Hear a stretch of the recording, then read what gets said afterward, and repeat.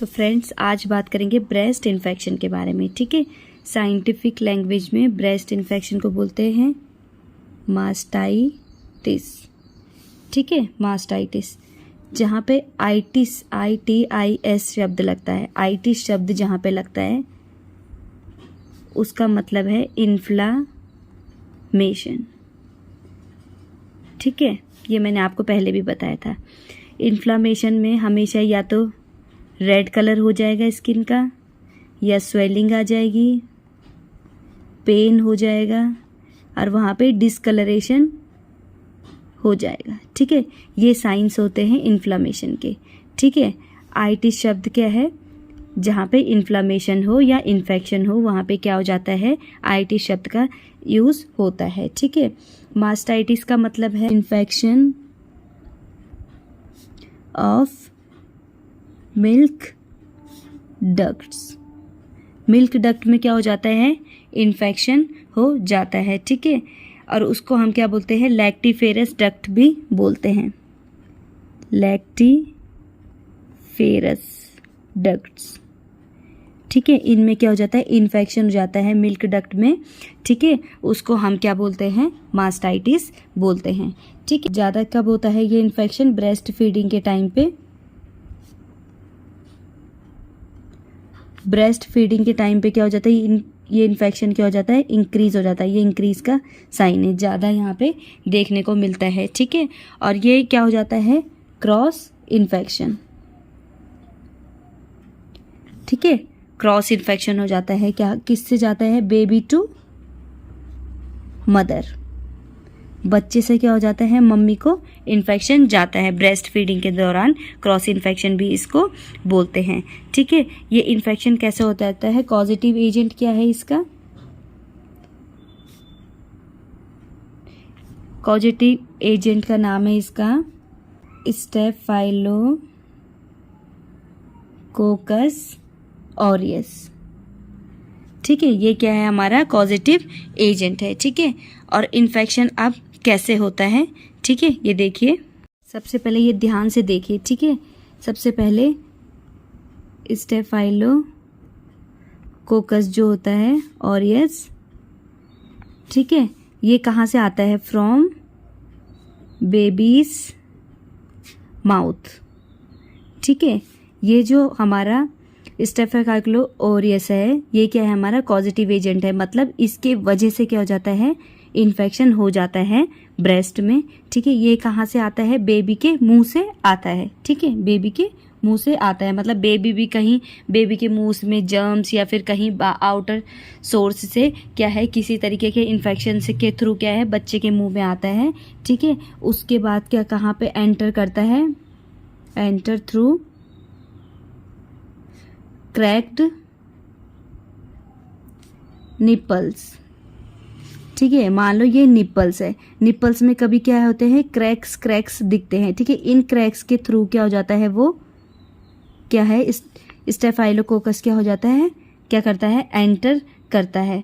ठीक है, उसके बाद क्या हो जाता है, ये ब्रेस्ट के क्या हो जाते हैं, टिश्यू में जाते हैं। ठीक है, आप इस तरीके से इसकी पैथोफिजियोलॉजी याद कर सकते हैं। ठीक है, उसके बाद क्या है, टिश्यू में, ठीक है, ब्रेस्ट में पेरेन्काइमल टिश्यू में क्या हो जाता है, एंटर्स करते हैं। फिर क्या हो जाता है, सेल्यूलाइटिस। ठीक है, आइटिस शब्द फिर आ गया, फिर इसका मतलब क्या है, इन्फेक्शन। सेल्स मतलब आपको पता है कोशिका। ठीक है, या उसके बाद क्या हो जाता है, जो ब्रेस्ट की क्या हो जाती है, सेल्स में होता है, उसमें क्या हो जाता है, ये इन्फेक्शन हो जाता है। ठीक है, सेल्यूलाइटिस बोलते हैं उसको। ठीक है, उसके बाद क्या हो जाता है, ये कहाँ पे एंटर करती है, एंटर्स, ठीक है, कहाँ पे करती है, मिल्क प्रोड्यूसिंग डक्ट्स।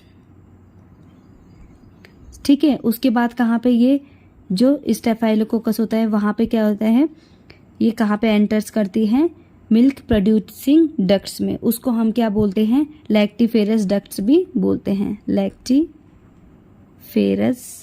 डक्ट्स भी बोलते हैं। ठीक है, उसके बाद क्या हो जाता है, जब ये स्टेफाइलोकोकस का है, ठीक है, क्रैक्ड निपल के थ्रू क्या हो जाता है, टिश्यू में एंटर्स करता है, वहाँ पे क्या हो जाता है, सेल्स में क्या हो जाता है, फिर ठीक है, एंटर्स करने के बाद इन्फेक्शन हो जाता है। ठीक है, लाइटिस मतलब सेल्स में इन्फेक्शन हो जाता है। उसके बाद क्या करता है, ये एंटर्स करता है मिल्क प्रोड्यूसिंग डक्ट्स में, जहाँ जो डक्ट्स क्या हो जाती है, बच्चे को मिल्क क्या है प्रोड्यूस कराती हैं, उन डक्ट का नाम है lactiferous ducts.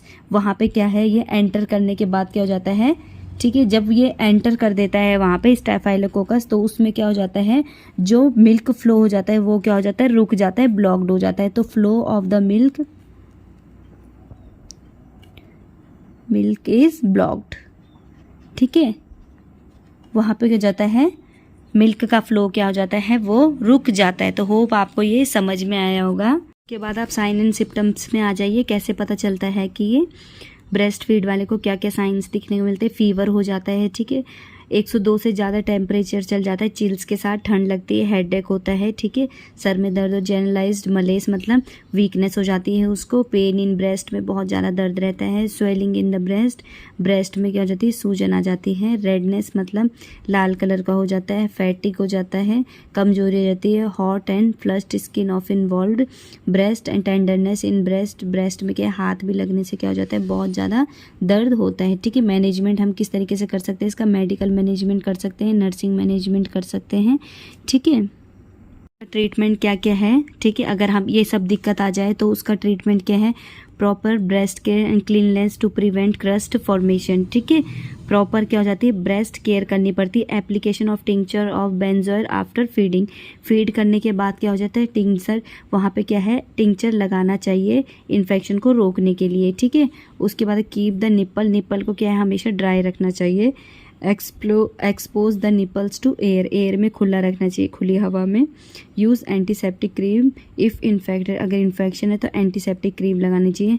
Manually expressed breast feed and if does not heal stop the breast feeding, अगर ब्रेस्ट फीडिंग हील नहीं हो पा रही तो हमें क्या हो जाती है, ब्रेस्ट फीड क्या करनी, स्टॉप करनी चाहिए, ठीक है, from the affected area side for at least 24 hours तक, ठीक है, 24 आवर्स तक हम अफेक्टेड एरिया से क्या है, ब्रेस्ट फीडिंग रोक सकते हैं, ठीक है।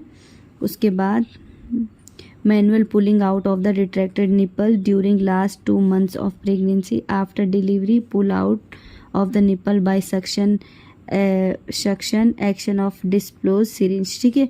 अगर हमें ये दिक्कत, अगर निपल हमें क्लियर नहीं दिख रहा है तो उसके बाद सिरिंज की हेल्प से क्या है, हम जो वो निपल है उसको क्या कर सकते हैं, बाहर निकाल सकते हैं, तो ये दिक्कत भी हमें क्या है बाद में नहीं आती।